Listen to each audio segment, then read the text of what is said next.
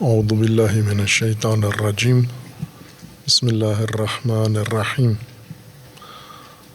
اللہم وفقنا لما تحب وترضى واجعل عاقبۃ امورنا خیرا ولا تکلنا الی انفسنا طرفۃ عین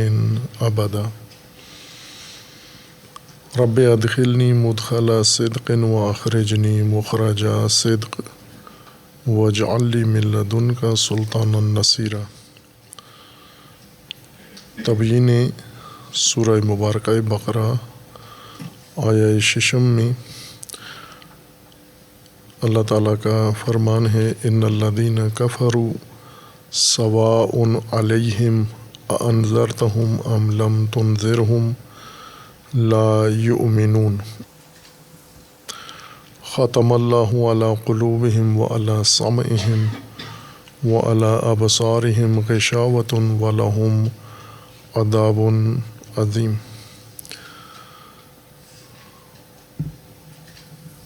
متقین کے ذکر کے بعد جنہیں قرآن نے ہدایت کی قابلیت کا حامل قرار دیا ہے اور تقوی اس استعداد کا نام ہے جس سے ہدایت انسان لے سکتا ہے، متقین کے اوصاف بیان کیے اور پھر ان کی ہدایت پذیری اور ہدایت یافتگی کی تائید کی۔ اولئک علی ھدی من ربہم واولئک ھم المفلحون۔ اس کے بعد دوسرا گروہ قرآن کریم نے ذکر کیا ہے ہدایت کے مقابلے میں، جو کفار ہیں۔ ان الذین کفروا سواء علیہم اانذرتہم ام لم تنذرہم لا یؤمنون۔ جن لوگوں نے کفر اختیار کیا ان کے لیے مساوی ہے، برابر ہے کہ آپ انہیں انذار کریں یا نہ کریں، ایمان نہیں لائیں گے۔ جس طرح نہیں لائے پہلے ایمان، آپ کے انذار اور آپ کے ترک انذار سے ان پر کوئی فرق نہیں پڑتا، یہ ایمان لانے والے نہیں ہیں۔ اور پھر اس کے بعد ایک تیسرا طبقہ بھی قرآن کریم نے ذکر کیا ہے، جن کے دلوں میں جو دعویٰ ایمان کا کرتے ہیں کہ ہم اللہ پر ایمان رکھتے ہیں اور آخرت پر ایمان رکھتے ہیں، لیکن قرآن کریم نے ان کے ایمان کی نفی کی ہے، وما ہم بمؤمنین، یہ مومن نہیں ہیں۔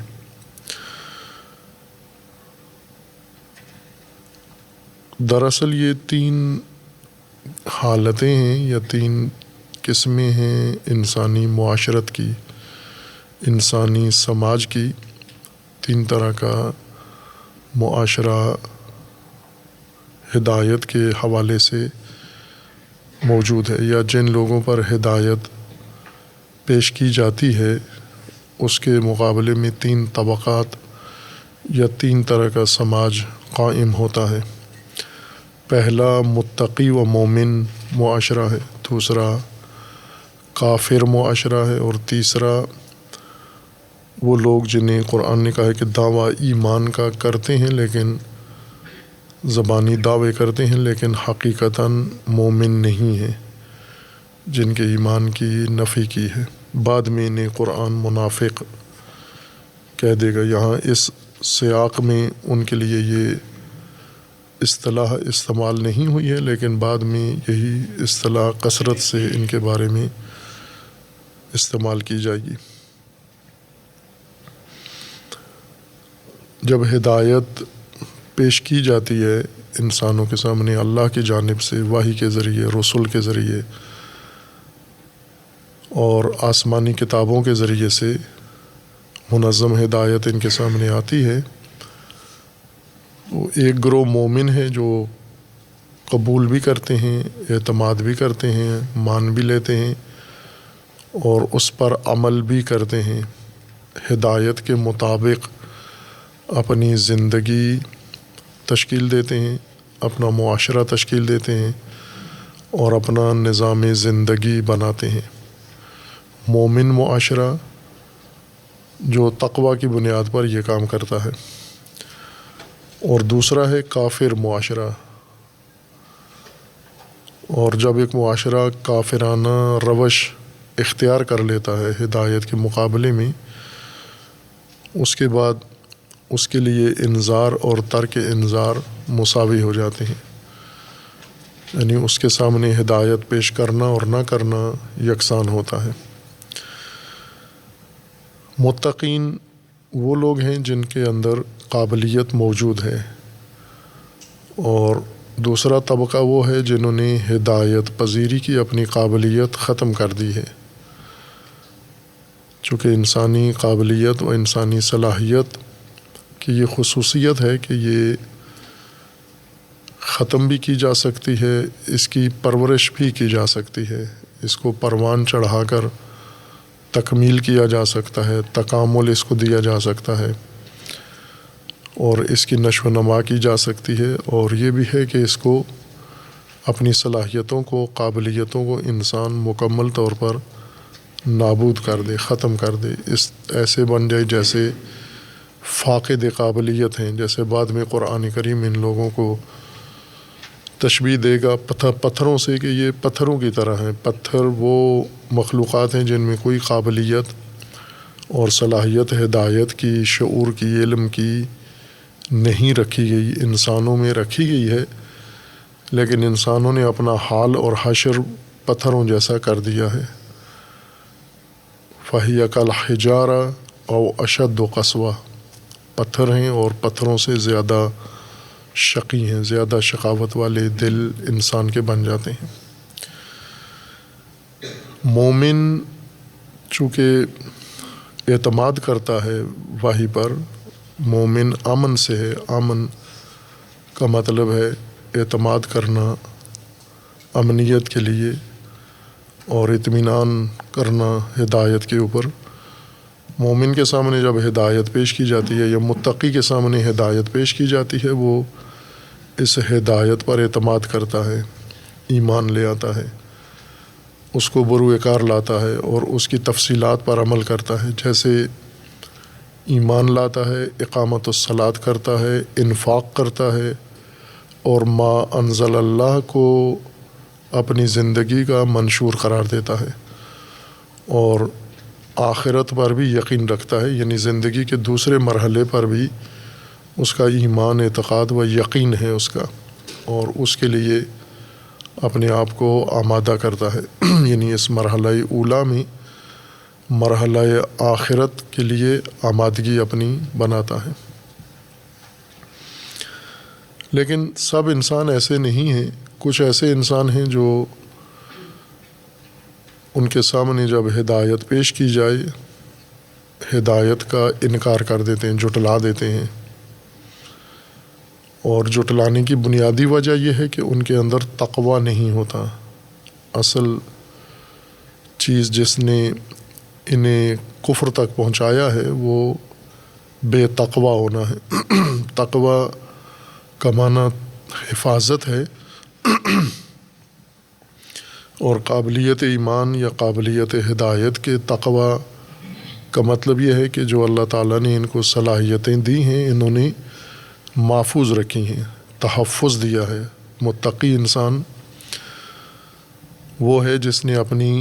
سب سے پہلے اپنی صلاحیتوں کو، اپنی قابلیتوں کو، اپنی استعدادوں کو تحفظ دیا ہے، محفوظ رکھا ہے، ضائع نہیں کیا، اور جب اس کے سامنے ہدایت رکھی جاتی ہے تو اس قابلیت کی بنیاد پر فوراً اسے اپنا لیتا ہے، اخذ کر لیتا ہے۔ بعض لوگ ایسے ہیں جو فسق و فجور کا شکار ہو جاتے ہیں، یعنی اپنی قابلیتیں ضائع کر دیتے ہیں، صلاحیتیں ضائع کر دیتے ہیں۔ ان صلاحیتوں میں سے صلاحیت فہم اور صلاحیت تدبر ان کے اندر مفقود ہو جاتی ہے، بصیرت، شعور ان کے اندر ختم ہو جاتا ہے۔ آج موجودہ نسل میں یہ چیزیں زیادہ واضح ہیں، جو قرآن کریم نے سابقہ نسلوں کے لیے بیان کی ہیں یا ان کے حالات دیکھ کر جو کچھ بیان کیا ہے، موجودہ نسل میں وہ بہت زیادہ واضح اور روشن طریقے سے وہ ساری چیزیں موجود و ملموس ہیں۔ مثلاً آج کی موجودہ نسل میں متقی ان لوگوں کو کہیں گے ہم جنہوں نے اپنی بصیرت، شعور، قابلیت، فطرت کو محفوظ رکھا ہے۔ لہٰذا جب ان کے سامنے غیبی حقائق رکھے جاتے ہیں تو وہ فوراً انہیں مان لیتے ہیں، اعتماد کر لیتے ہیں اور ان کو اپنے امن کا وسیلہ قرار دیتے ہیں، انکار نہیں کرتے، جھٹلاتے نہیں ہیں ان کو۔ یہ ان کے شعور کی علامت ہے، یہ ان کی بصیرت کی علامت ہے جسے انہوں نے محفوظ رکھا ہے۔ اور جب انہیں حکم دیا جاتا ہے اقامت الصلاۃ کا تو بہت خوبصورت انداز سے اقامت الصلاۃ کرتے ہیں۔ اقامت الصلاۃ عبادات میں بھی کرتے ہیں، وہ اقامت الصلاۃ اپنی پوری زندگی میں اور خصوصاً اجتماعی زندگی میں، چونکہ اقامت الصلاۃ اجتماعی فریضہ ہے، انفرادی نہیں ہے،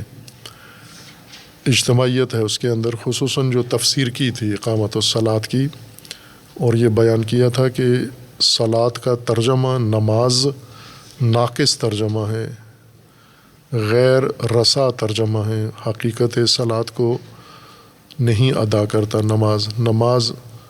ایک اور عمل کا نام ہے اور صلاۃ ایک الگ عمل کا نام ہے۔ البتہ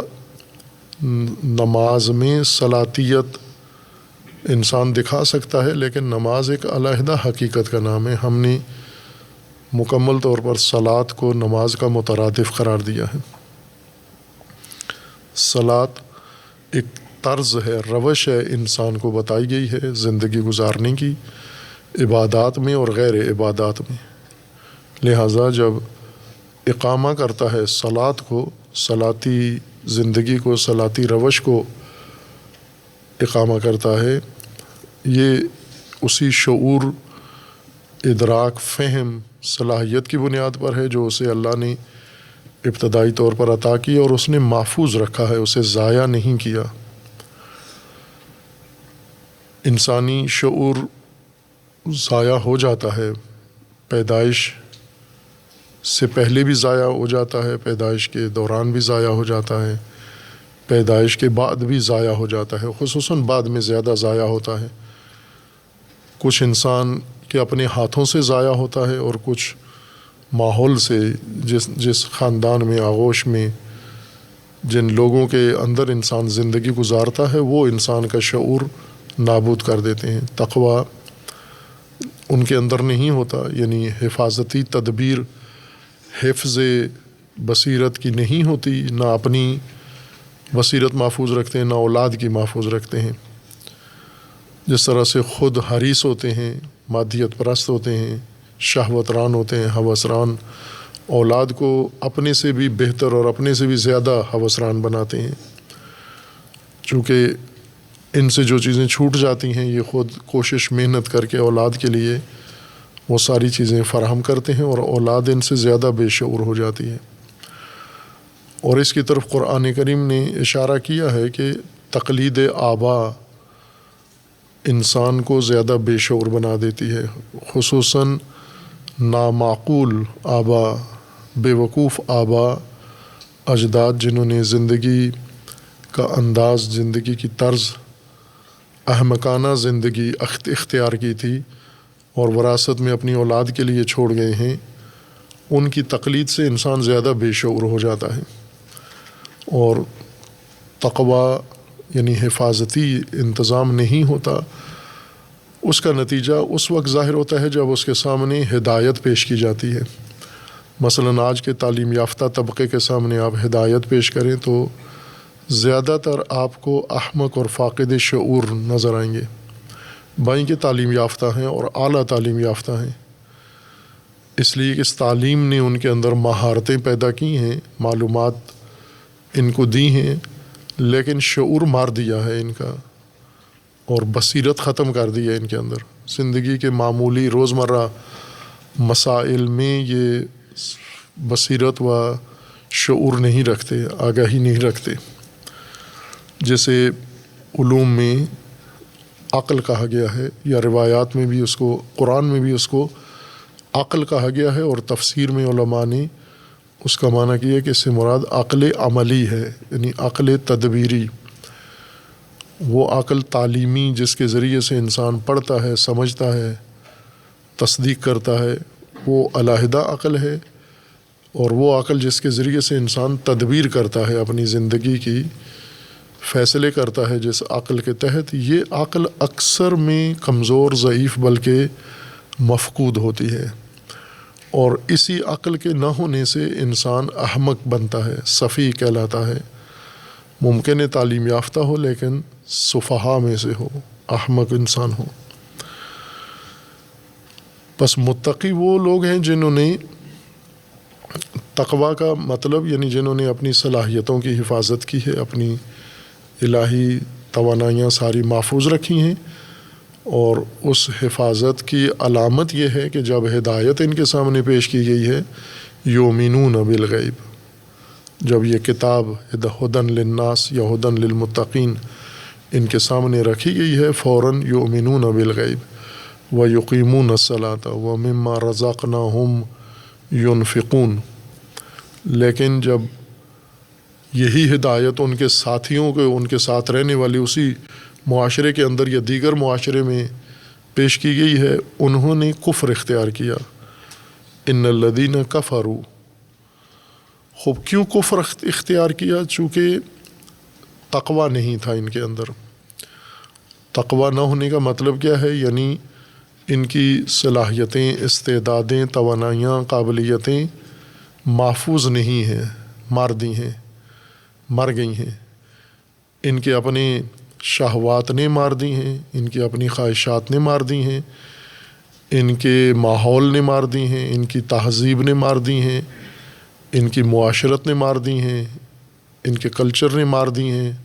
مختلف عوامل نے مل کر ان کی صلاحیتیں مار دی ہیں۔ اور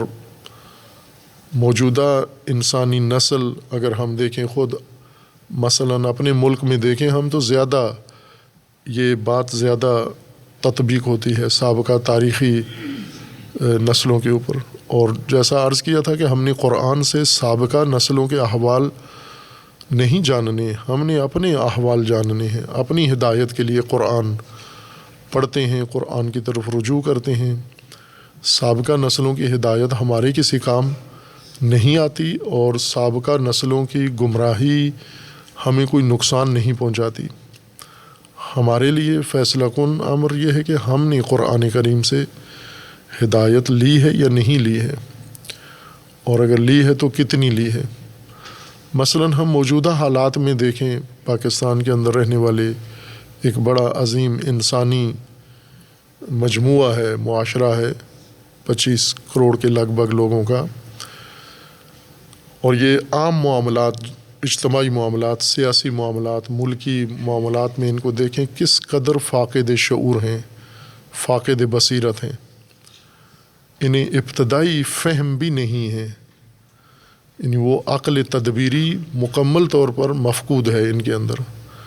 کیوں مفقود ہے؟ کہاں سے مری ہے؟ اور ان میں تعلیم یافتہ زیادہ بے شعور تر ہیں ان میں۔ کیوں مری ہے؟ ان کے اس نظام تعلیم نے مار دی ہے جو انہوں نے اختیار کیا ہے، جس نے سب سے پہلے ان کو احمق بنایا ہے، شعور فطری ان کا ان سے چھین لیا ہے، اور عام مسائل جو عام آدمی سمجھ سکتا ہے، اس کے سمجھنے کی سطح کے ہیں، وہ بھی یہ سمجھنے سے قاصر ہیں۔ یہ مثلاً جیسے سیاسی حالات پاکستان کے چل رہے ہیں،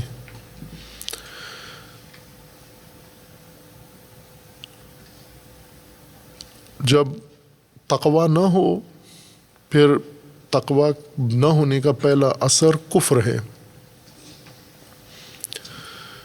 کفر قرآن کریم نے جس معنی میں استعمال کیا ہے، لغت میں بھی یہی معنی ہے اس کا۔ عرب کفر اسی معنی میں استعمال کرتے تھے، ہدایت سے ہٹ کر بھی عام معمول کی زندگی میں، اپنے معمول کے مسائل میں اور اعمال میں کفر کو اسی معنی میں استعمال کرتے تھے۔ کفر کا مطلب ہوتا ہے چھپانا یا ڈھانپ دینا کسی چیز کو پنہان کر دینا،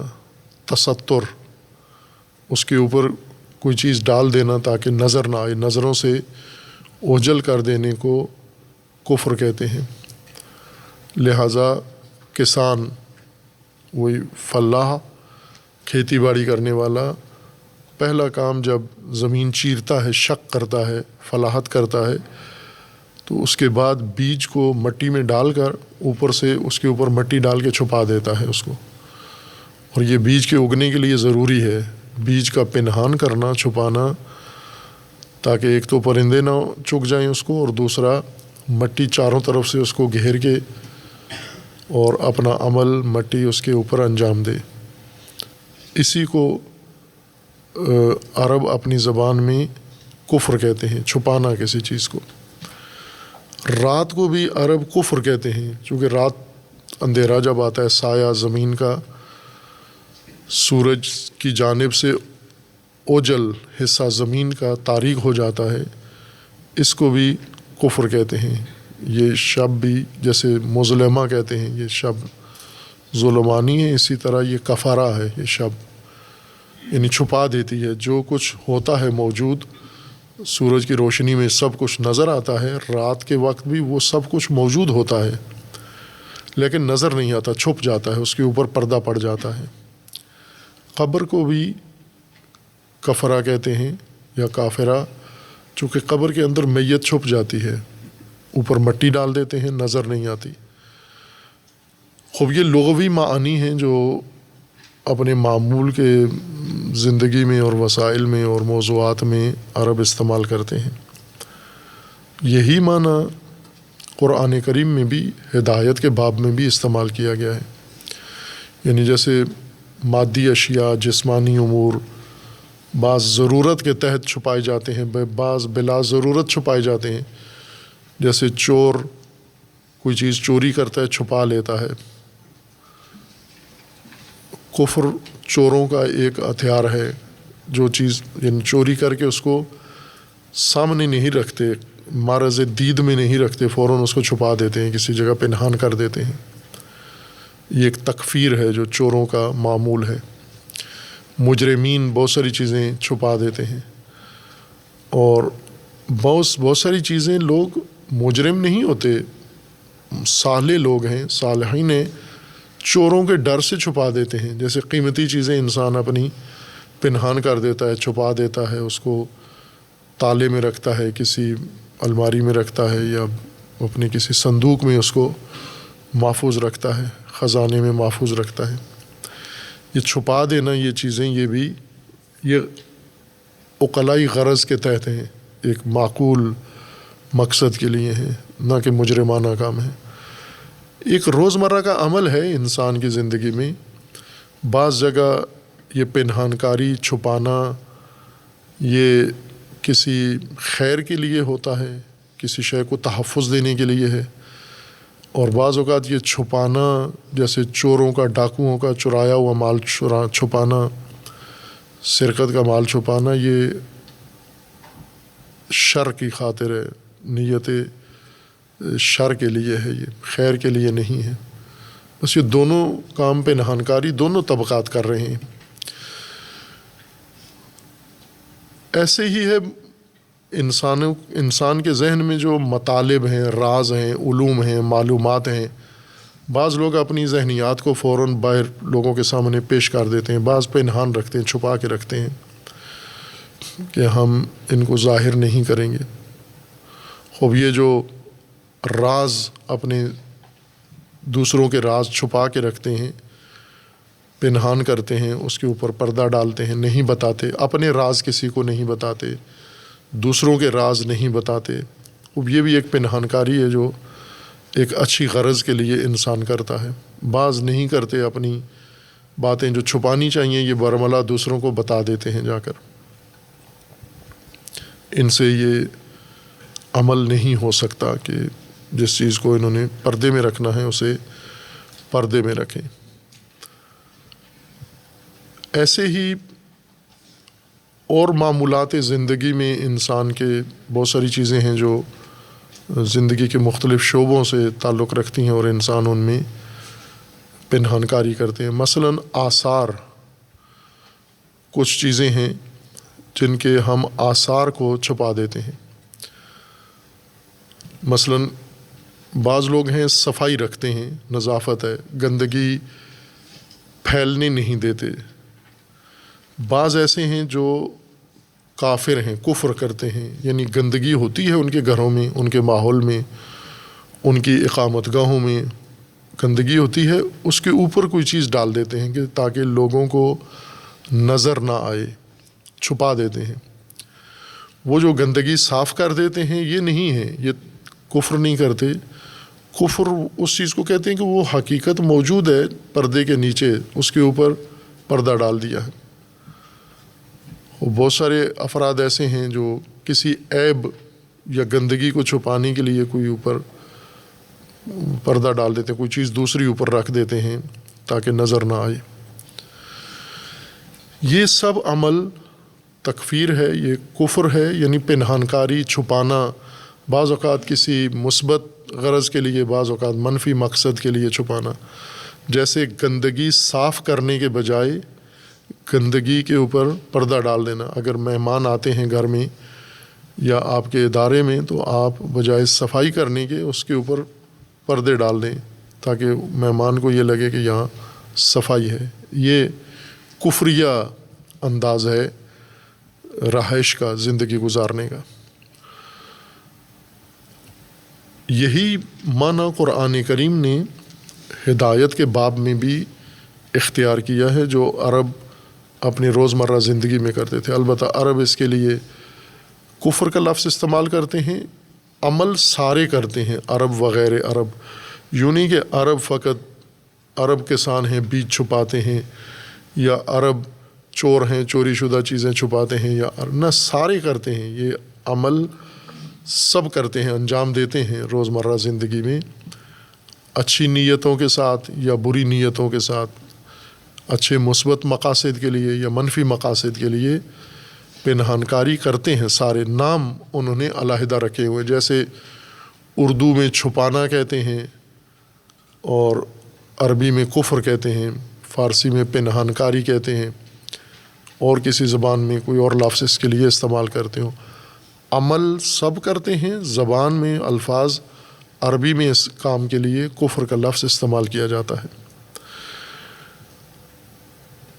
جب اللہ تعالیٰ کی طرف سے رسول، انبیاء نے اور الہی نمائندوں نے ہدایت اللہ کی لوگوں کے سامنے پیش کی، خوب ایک وہ طبقہ تھا جنہوں نے ایمان کی طرز اپنائی ہے، یعنی اعتماد کیا ہے انبیاء کی باتوں پر، لیکن اسی معاشرے میں رہنے والے کچھ اور طبقات یا دوسرے معاشرے میں کسی جوار کے ماحول میں انہوں نے انکار کیا ہے وہاں پر، اور پنہان کر دیا حق کو جو انبیاء نے ان پر پیش کیا تھا، اسے چھپا دیا، اسے نظر انداز کر دیا اور اسے پنہان کر دیا۔ اس روش کو قرآن نے کفر کہا ہے۔ کفر ایک روش ہے جو انسان اپناتے ہیں، جیسا عرض کیا تھا کہ مثلا کچھ لوگ ہیں عرفی لحاظ سے، کچھ لوگ ہیں صفائی کرتے ہیں، کچھ ہیں گندگی چھپاتے ہیں، کچھ گندگی اٹھا دیتے ہیں، گندگی اٹھا کے اس کو ڈھیر پہ جہاں پھینکنی ہے گندگی وہاں پھینک دیتے ہیں، کچھ اپنے ماحول میں گندگی رکھتے ہیں، اس کے اوپر کوئی پردہ ڈال دیتے ہیں۔ تو یہ دو روشیں ہیں، ایک طہارت و نظافت ہے اور ایک کفریہ روش ہے۔ طہارت و نظافت یہ ہے کہ آپ نجاست، میل، گندگی اٹھائیں، صاف کر کے پھینک دیں۔ کفریہ یہ ہے کہ آپ رہنے دیں اور اس کے اوپر پردہ ڈال دیں۔ آپ ہدایت کے مقابلے میں بھی یہ دو روشیں، یہ دو رویے ہیں۔ ایک ایمان ہے کہ آپ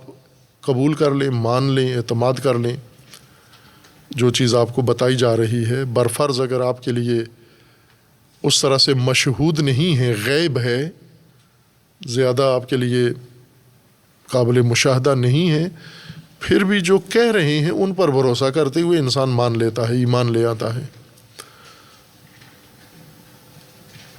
لیکن ایک طبقہ ایسا ہے کہ اس کے سامنے یہی چیزیں پیش کریں وہ اس کا انکار کر دیتا ہے،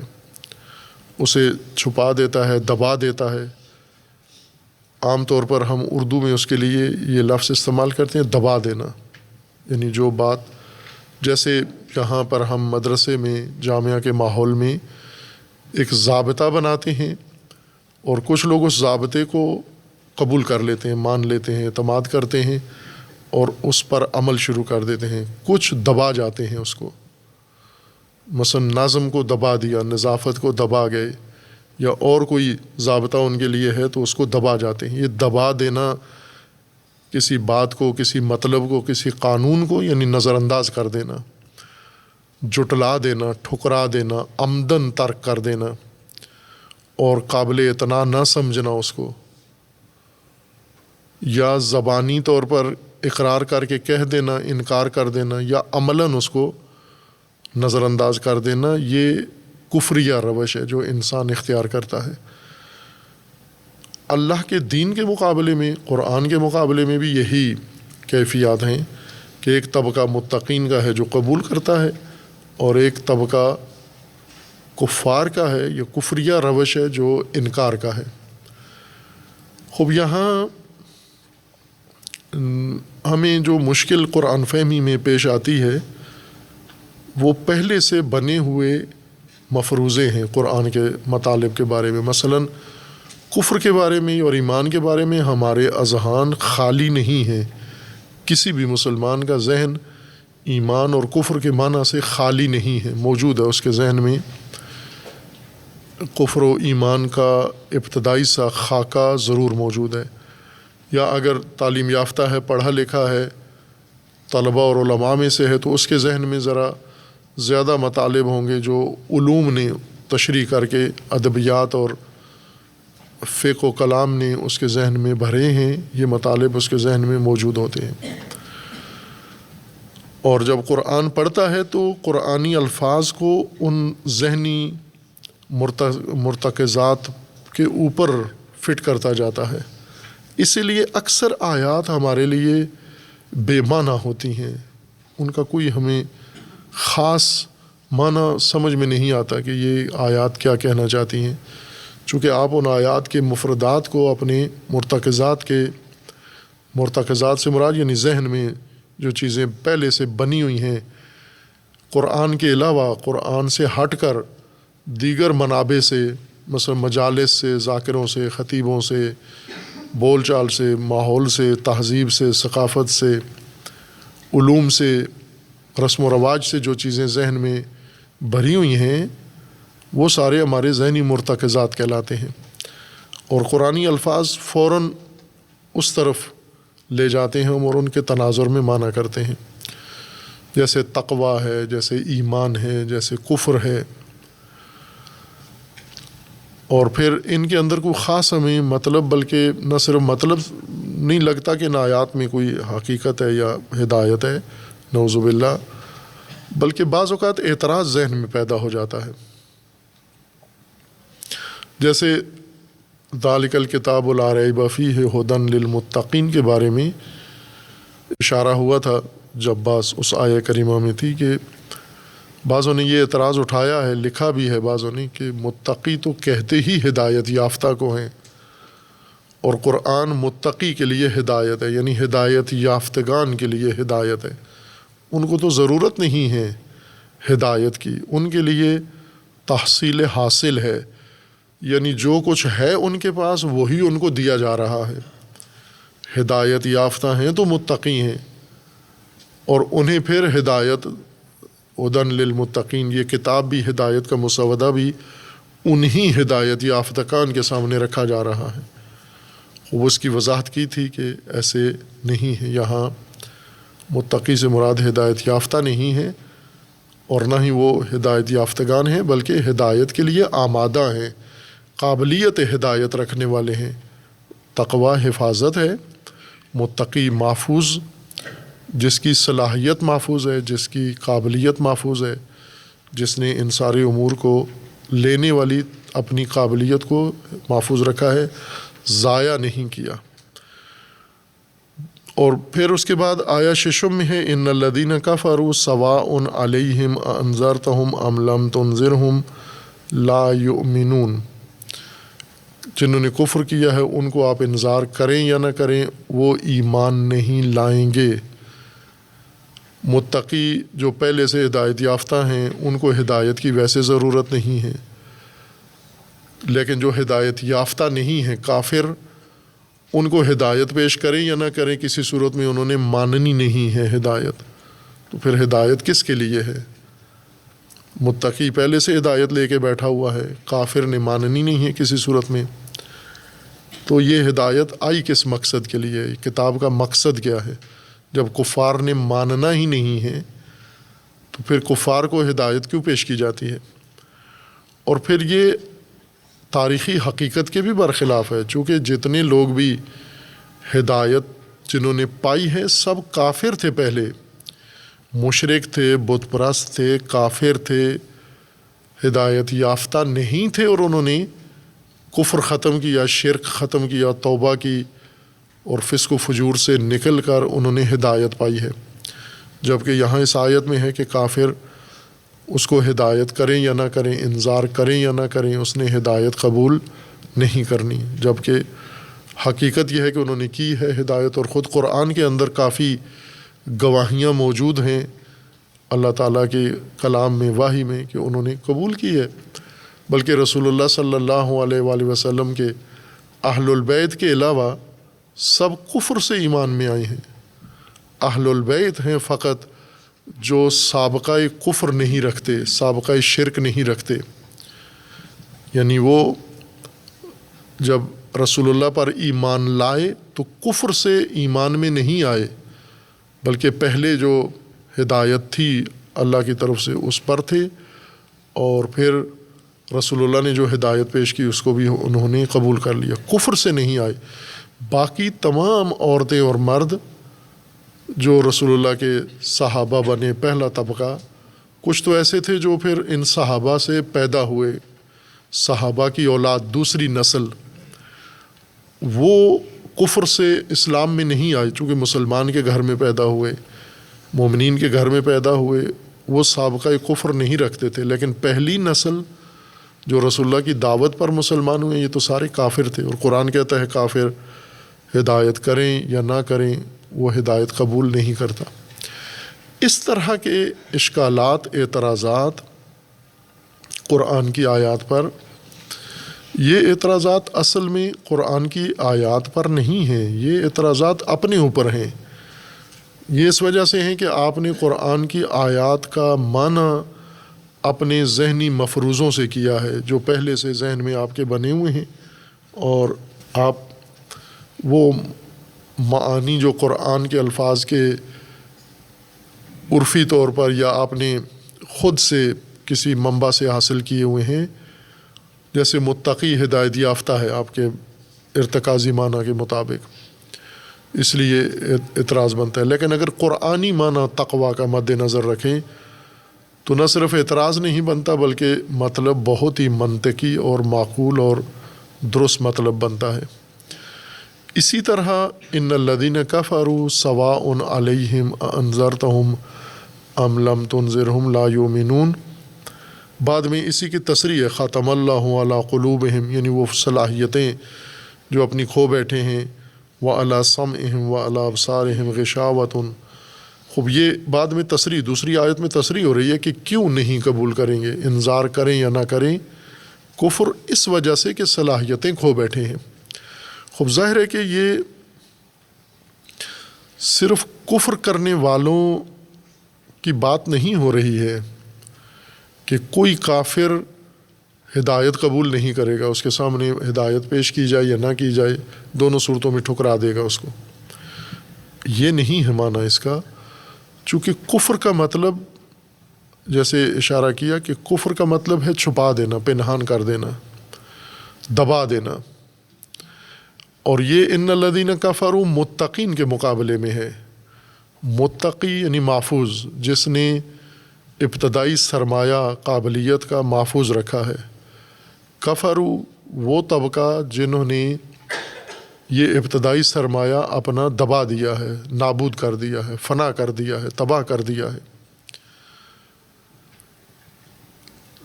جیسا کہ بعد کی آیت میں ختم اللہ علی قلوبہم، یعنی اب ان کے دلوں کے اندر کوئی گنجائش نہیں ہے، اور ان کے کانوں میں پردے ہیں، ان کی آنکھوں کے سامنے پردے ہیں، ان کے دلوں پر اور کانوں پہ مہریں لگا دی گئی ہیں۔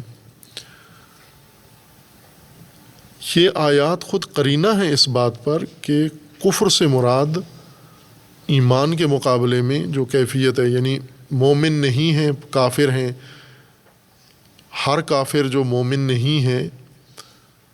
اس کے سامنے ہدایت پیش کریں تو وہ ہٹ درم ہو جائے گا اور قبول نہیں کرے گا، یہ نہیں مراد۔ کفر سے مراد یعنی جس نے اپنی بنیادی قابلیت، بنیادی صلاحیت، شعور، بصیرت دبا دی ہے، مار دی ہے۔ اور بعض اوقات ہمیں وہ بڑا سلجھا ہوا آدمی لگتا ہے، بڑا معاشرے کا نمایاں انسان لگتا ہے، باعزت آدمی لگتا ہے، معزز آدمی لگتا ہے، لیکن شعور کے لحاظ سے وہ فاقد ہے، ابتدائی شعور کو بھی فاقد ہے۔ یہ اس کی اولاد میں سے، اس کے بچوں میں سے، اور ایسے نمونے موجود ہیں، اس وقت بھی موجود ہیں، کثرت سے ہیں، سب کے دیکھے بالے ہوئے ہیں۔ مثلاً ایک شخص ہے، بچہ ہے، جوان ہے، نوجوان ہے، اس کے گھر میں اس کے والد ہیں، اس کا دادا ہے، اس کے بڑے بھائی ہیں، اس کا پورا خاندان ہے، اور ان کے سامنے ہدایت پیش کی جاتی ہے۔ وہ ہدایت اس نوجوان کو سمجھ میں آ جاتی ہے، دادا بھائی کے عمر میں زیادہ ہے، تجربے میں زیادہ ہے، اور علاقے میں معزز بھی زیادہ ہے،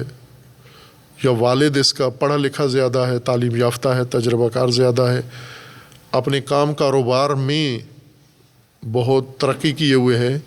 لیکن جب ہدایت اس کے سامنے پیش کریں، اس بچے کے مقابلے میں وہ فاقد صلاحیت ہے، شعور نہیں رکھتے اس بات کو سمجھنے میں۔ مثلاً قرآن کریم کافروں کی ایک بے شعوری جو آگے مزید کھول کے بیان کرے گا سورہ بقرہ میں بھی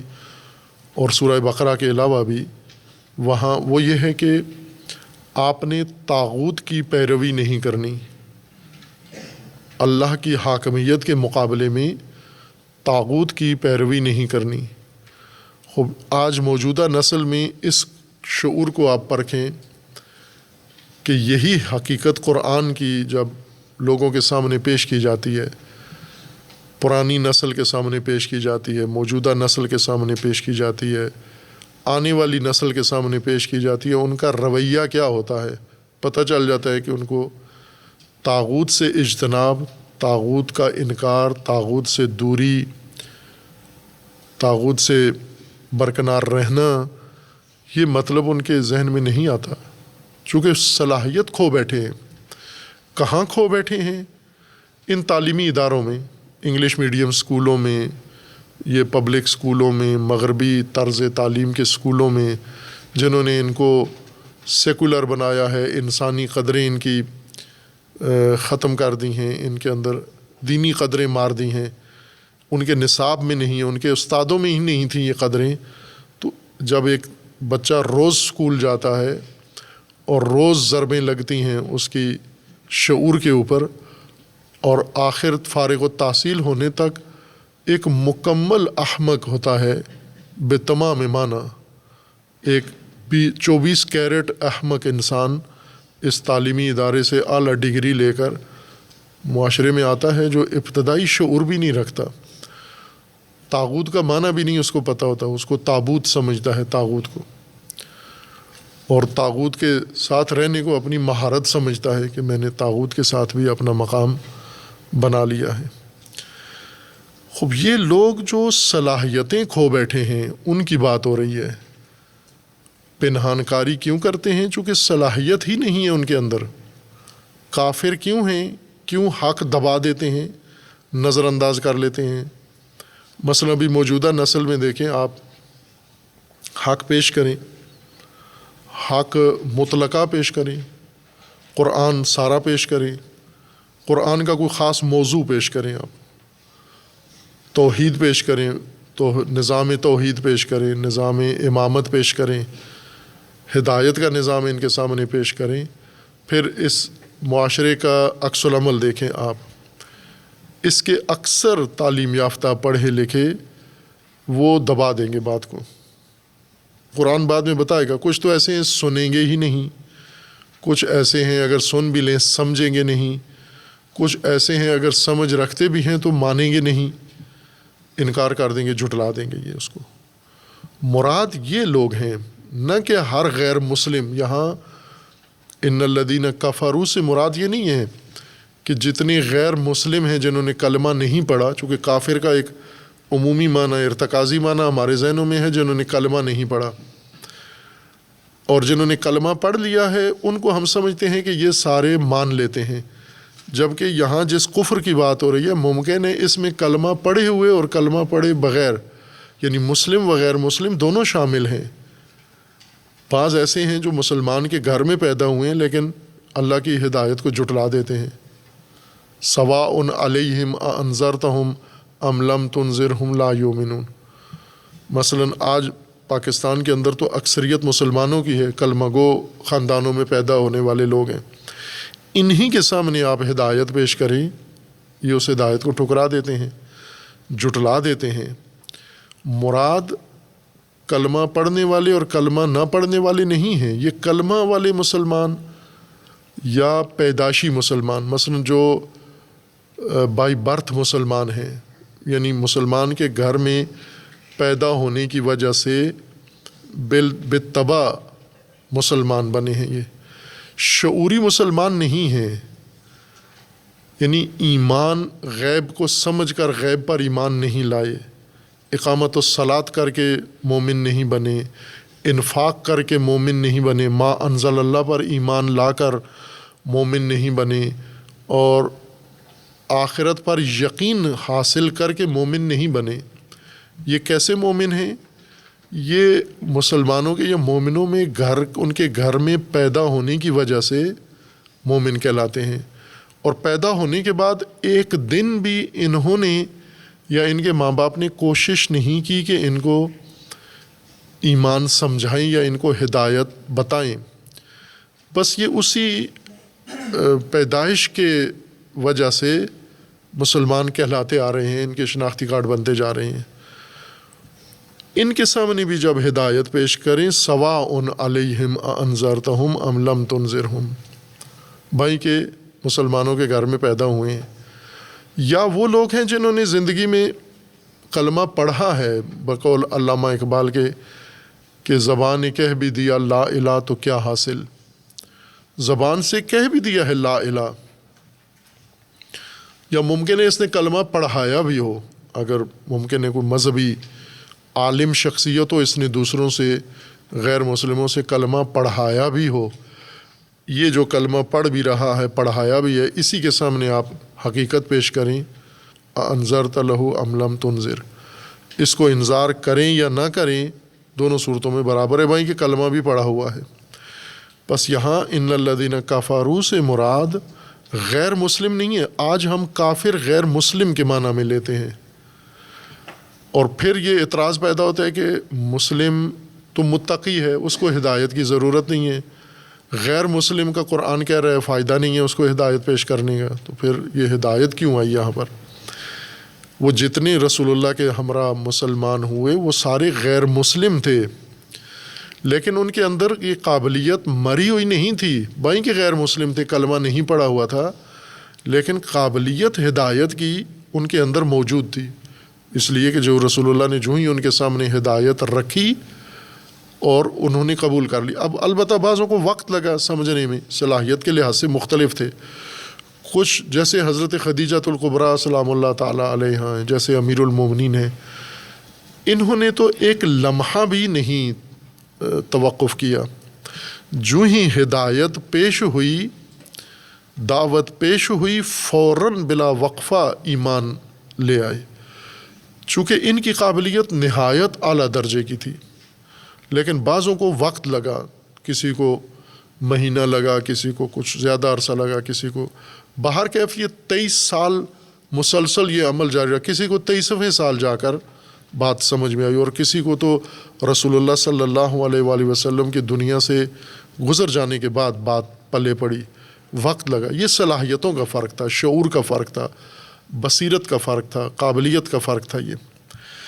نہ کہ غیر مسلم کافر ہے اور کافر کے سامنے ہدایت پیش کریں یا نہ کریں،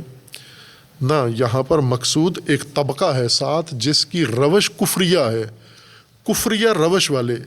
ہٹ درمی والے، انکاری روش والے، فاقدان شعور، بے بصیرت لوگ۔ ممکن ہے کلمہ پڑھ کر کفریہ رنگ اختیار کیے ہوئے ہو، جیسے یہ پیدائشی مسلمان ہیں یا جیسے پیشہ ور مسلمان ہیں جو کلمہ بھی پڑھ لیتے ہیں، پڑھاتے بھی ہیں، لیکن جب حق ان کے سامنے ہدایت پیش کی جائے اس کا فوراً انکار بھی کر دیتے ہیں، یعنی روش ان کی کفریہ ہے۔ قرآن متقی اور کفریہ انداز معاشرت میں تقابل کر رہا ہے۔ تقوی انداز معاشرت، سماج جس سماج کی بنیاد تقوی پر ہے، یعنی وہ نسل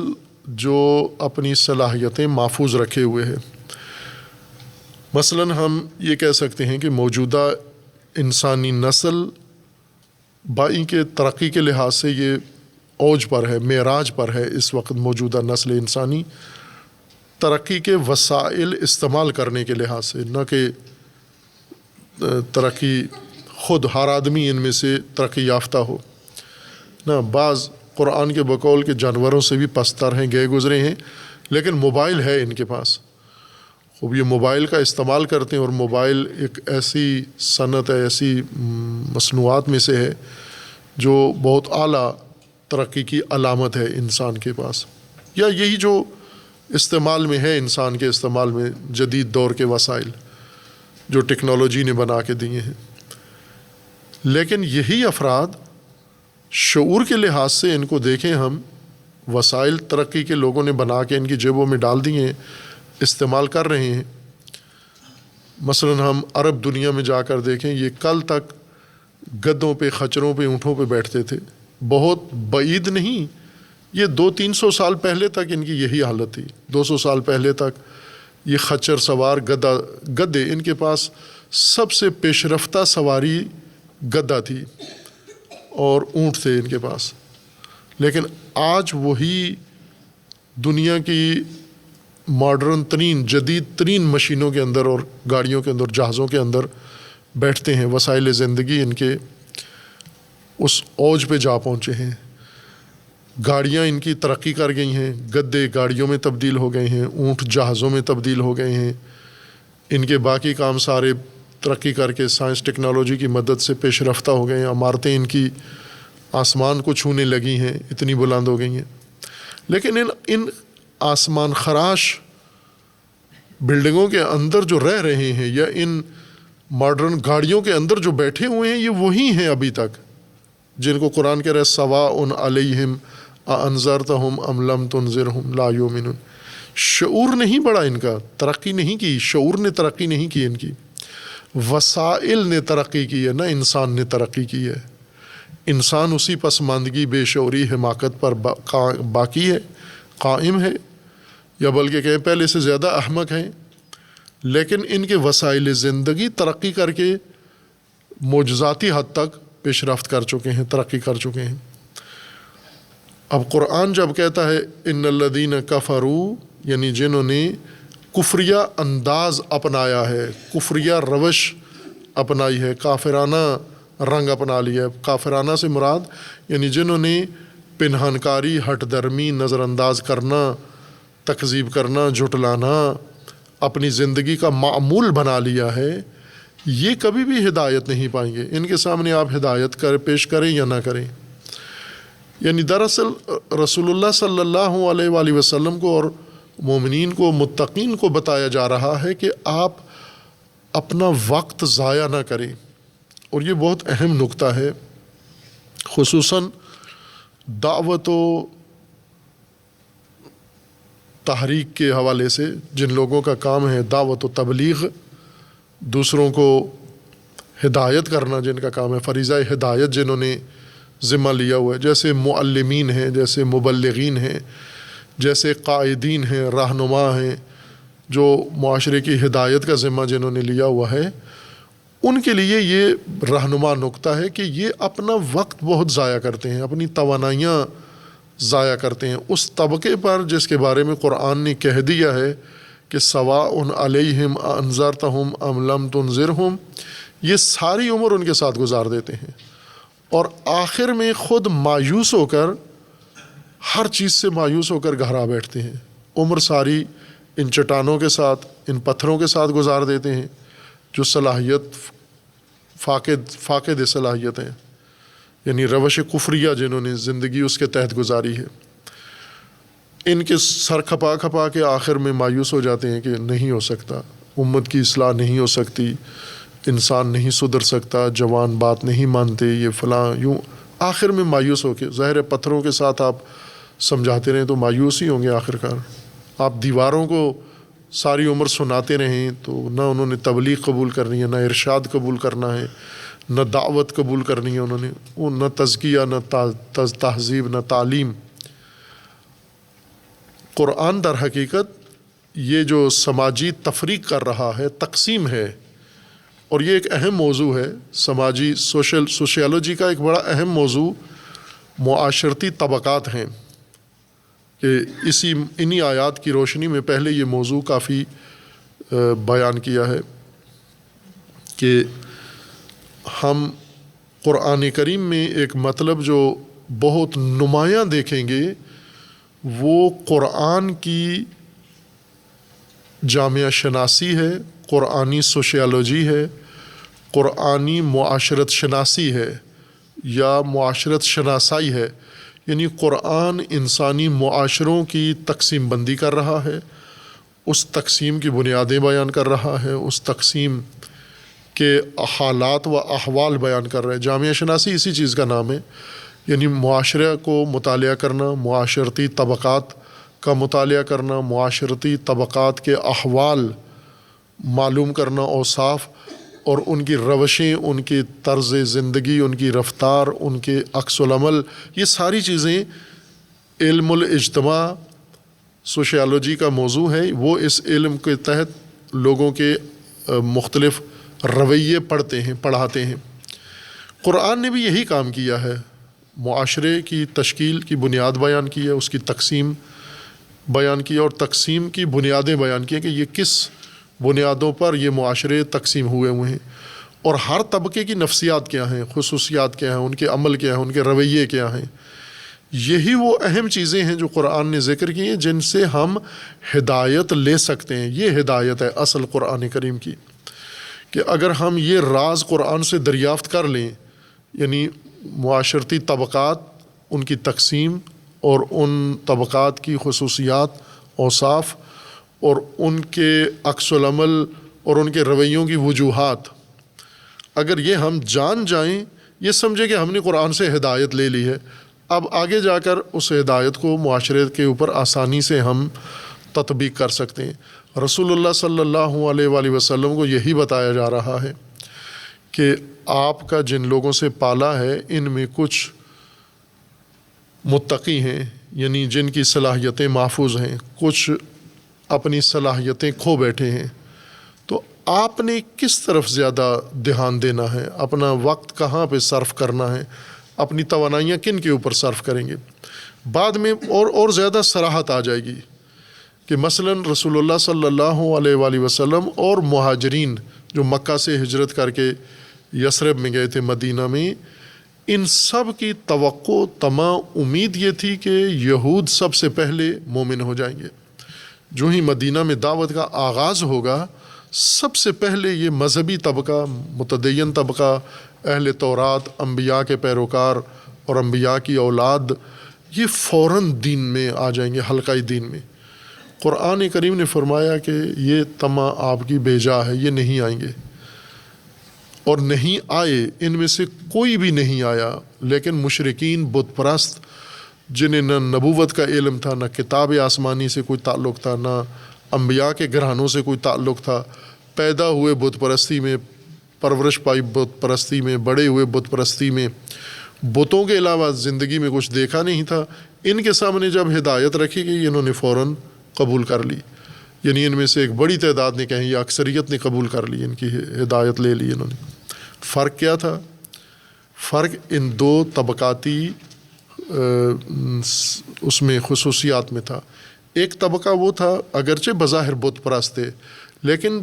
باشعور تھے، صلاحیتیں مری ہوئی نہیں تھیں، ہدایت سمجھنے کی صلاحیتیں تھیں ان کے اندر۔ اور دوسرا وہ طبقہ تھا جو اپنی صلاحیتیں مار بیٹھا تھا۔ اور بعض اوقات ایک سسٹم، ایک نظام، ایک طرز تعلیم یا ایک مذہبی فرقے کا رنگ ایسا ہوتا ہے کہ اپنے پیروکاروں کی صلاحیتیں مار دیتا ہے۔ بعض اوقات فرقہ ایسی شکل اختیار کر لیتا ہے اور ایسی تعلیمات دیتا ہے اپنے پیروکاروں کو کہ ان کی صلاحیتیں مر جاتی ہیں۔ مثلا جیسے آج ہم اپنے ملک میں دیکھیں بہت سارے فرقے، بہت سارے سلسلے اور ان کے متشدد پیروکار یہ اسی زمرے میں آتے ہیں۔ سواء علیہم انذرتہم ام لم تنذرہم لا یؤمنون۔ یہ طبقاتی ایک حقیقت ہے جو قرآن کریم نے اس ماحول سے بیان کی ہے، آنے والے ماحول کے لیے، ہمارے ماحول کے لیے۔